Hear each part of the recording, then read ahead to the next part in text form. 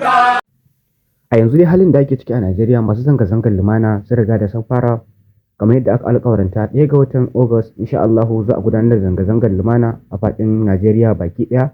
To kamar yadda kuke gani, wannan bidiyo ne wadda aka wallafa ta akan babban shafin gidan jaridar na Shahara Reporters, wanda yake nuna cewar mutane da dama sun fara fitowa zanga-zangar.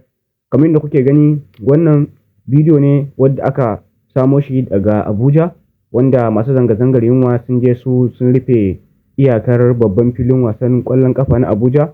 Don haka ku ci gaba da kasancewa da mu a wannan channel ɗin domin samun labarai da ɗumi su dangane da yadda za a gudanar da zanga-zanga a faɗin Najeriya baki ɗaya a yau ɗin nan.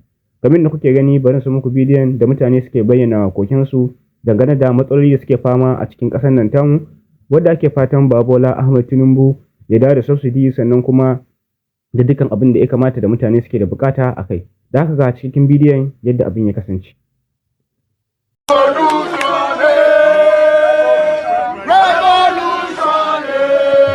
Yadda kuke ji kamar da suke fasaha revolution suna burin a samar da canji a cikin ƙasar nan.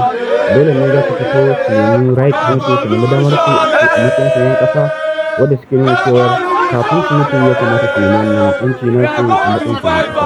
Kafin dai kamar yadda suke bayyanawa ra'ayoyinsu dangane da yadda za su gudanar da zanga-zangar tasu a cikin garin Abuja. Don haka ku ci gaba da kai tsaye da suke kasancewa daga Abuja kenan. Daga ƙarshe dai, wani fata za ku yi mutanen Najeriya dangane da ƙorafinsu da suke kaiwa koke ga gwamnatin Najeriya domin samar musu 'yanci da zaman lafiya a cikin ƙasa baki ɗaya.